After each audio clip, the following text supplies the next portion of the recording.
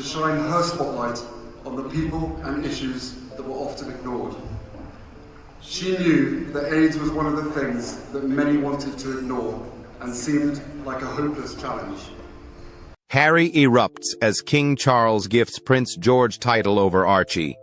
Prince Harry's title controversy has escalated after he became upset over passport delays for his children. Harry and Meghan waited almost 6 months to receive their children's official documents. Their lawyers then sent a letter to request access to information under GDPR terms. Officials showed clear reluctance to issue passports for the kids. The situation became more complex because of Archie and Lilibet's titles. These passports would serve as the first and maybe even the only legal proof of their names. King Charles's ascension to the throne in 2022 meant both children received prince and princess titles. The royal family made their first formal announcement during Lilibet's christening in March 2023. Harry has made it clear that he wants his children to have the option of a royal future. Royal experts point out that the monarch can revoke HRH status whenever they choose. King Charles grants new title to Prince George. King Charles has sparked new tensions in the royal family by naming Prince George as the future Prince of Wales. This decision skips Prince Harry's son Archie for this prestigious title. The choice aligns with royal tradition that favors the direct line of succession. But many see this timing as a calculated move against the Duke of Sussex's children. What the title means in royal hierarchy: the Prince of Wales title stands way beyond a ceremonial role. This prestigious position marks the official heir to the British throne and carries centuries of history. British monarchs have given this honor to their eldest sons since the 1300s. Prince George will become the 28th Prince of Wales once Prince William takes the throne. He'll join legendary figures like King Henry VIII, King Charles II, and King Edward VIII. English King Henry III first gave this title to Llywelyn ap Gruffydd around 1223. The royal tradition started when King Edward I defeated Llywelyn and passed the title to his son, future King Edward II. Since that time, this title has shown who's next in line for the throne. Prince George will receive an impressive set of titles with his new role. Royal expert Hugh Thomas says, "It may not be an inherited title, but it is the tradition that the monarch gives their son the title Prince of Wales." George's new status comes with 7 royal titles: Duke of Cornwall, Earl of Chester, Duke of Rothesay, Earl of Carrick, Baron of Renfrew, Lord of the Isles, and Prince and Great Steward of Scotland. The young prince will also control the Duchy of Cornwall, a huge private estate that works as a multi-million-dollar money-making machine. This wealth transfers to him right away when William becomes king, since the eldest son automatically gets the Duke of Cornwall title.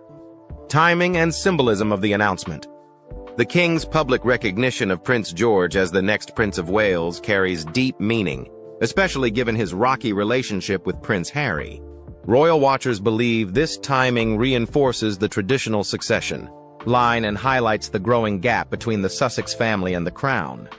Royal title changes usually take time, but recent events point to a quick handover for Prince George. King Charles set this pattern by making William the Prince of Wales just 1 day after Queen Elizabeth II died. Thomas points out, Charles barely waited 24 hours before passing it on to William. This quick transfer will likely happen again. This move means more than just timing. Charles made a powerful statement when he named William Prince of Wales in September 2022. During his first TV address as king, he said, "With Catherine beside him, our new Prince and Princess of Wales will, I know, continue to inspire and lead our national conversations, helping to bring the marginal to the center ground where vital help can be given." These words showed how this title helps keep the monarchy stable. Harry's children, Archie and Lilibet, face ongoing debates about their royal titles. Charles's public support for George's future role reminds everyone of their distance from power. George follows clear tradition.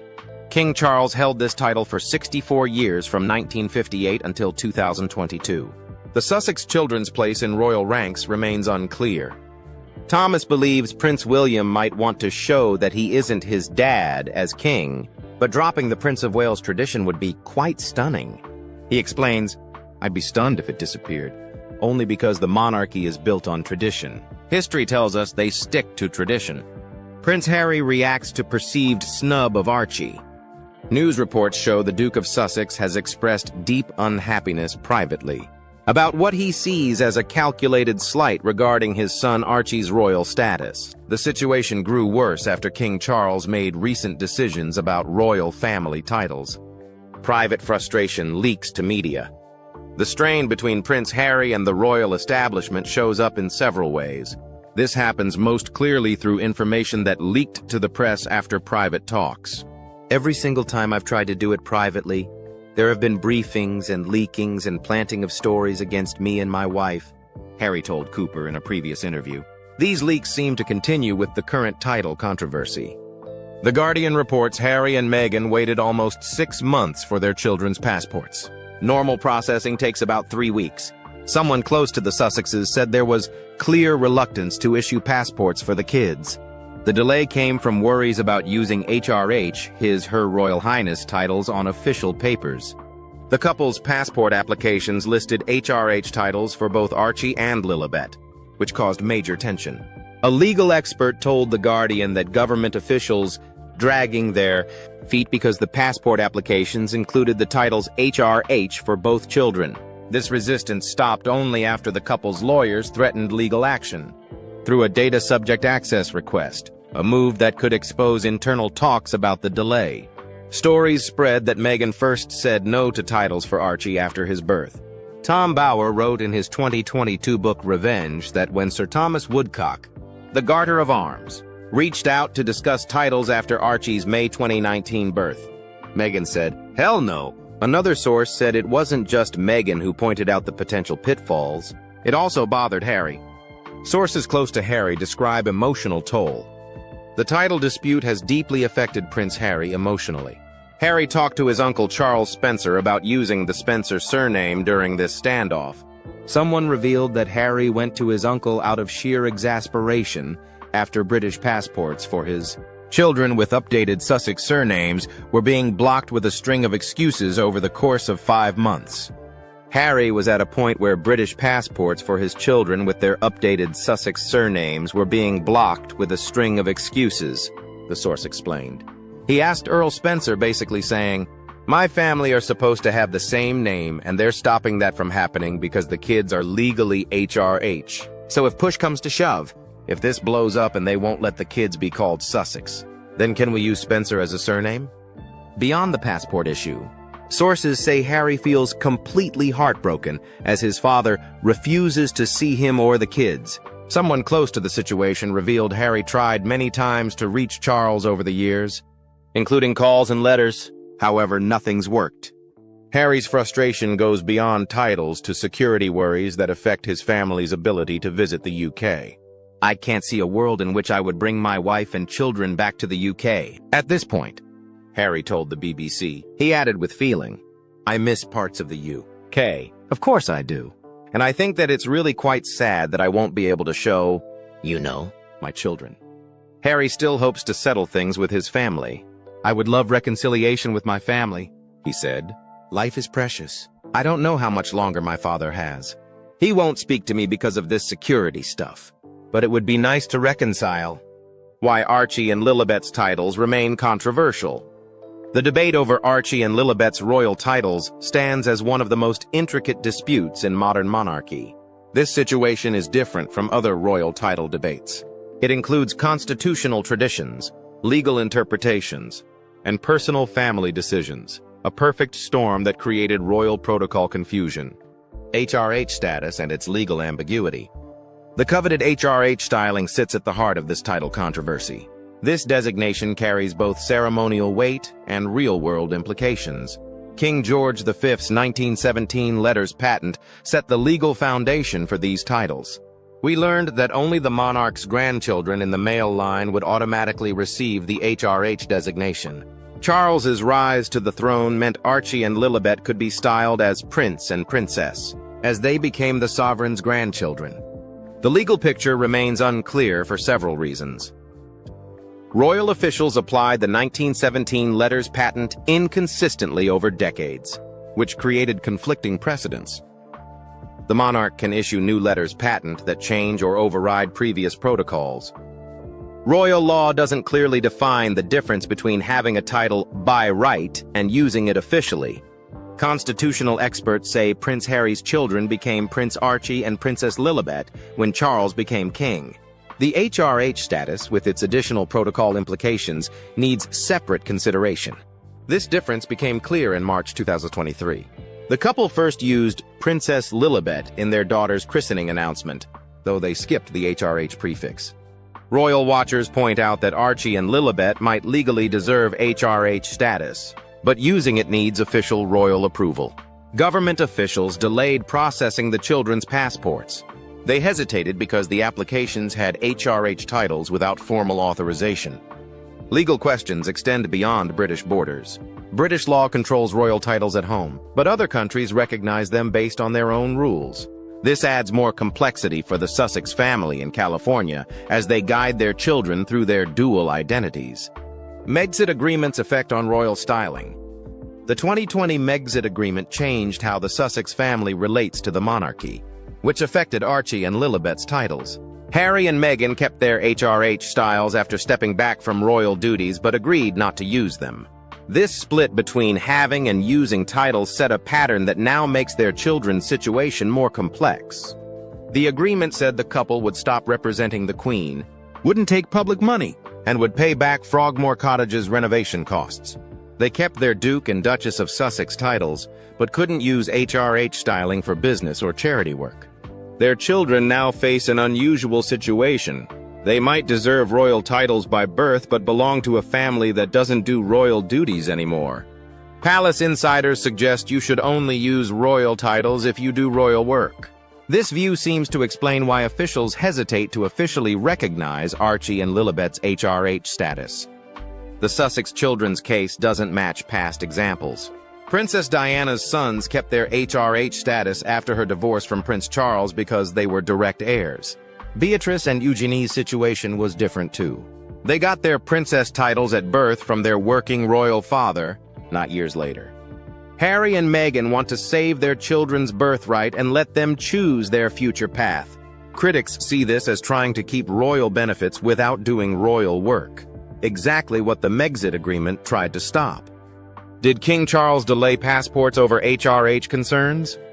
The passport controversy between the Sussexes and royal officials hit a breaking point when Archie and Lilibet's applications faced unusual delays.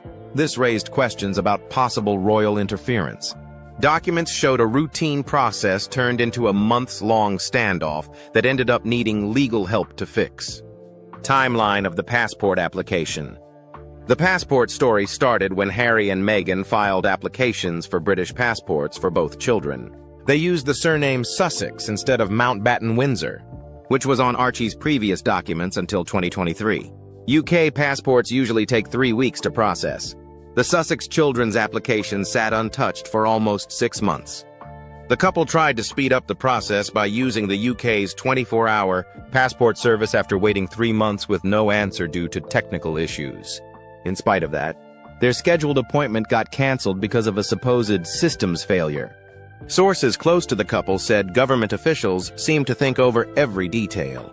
The applications had both the Sussex surname and the HRH, His/Her Royal Highness, styling for Archie and Lilibet. British officials appeared to resist this choice. The Guardian quoted a source saying, "There was clear reluctance to issue passports for the kids." There's another reason, according to a different source, who said the king hadn't wanted Archie and Lily to carry the titles. Most of all, the HRH and the British passports, once created, would be the first and perhaps the only legal proof of their names. Buckingham Palace firmly denied that the king or his officials delayed issuing the passports. The unusual delays made Harry and Meghan's inner circle suspect the applications faced blocks because of concerns about the children's royal styling. Legal pressure from Sussex's lawyers.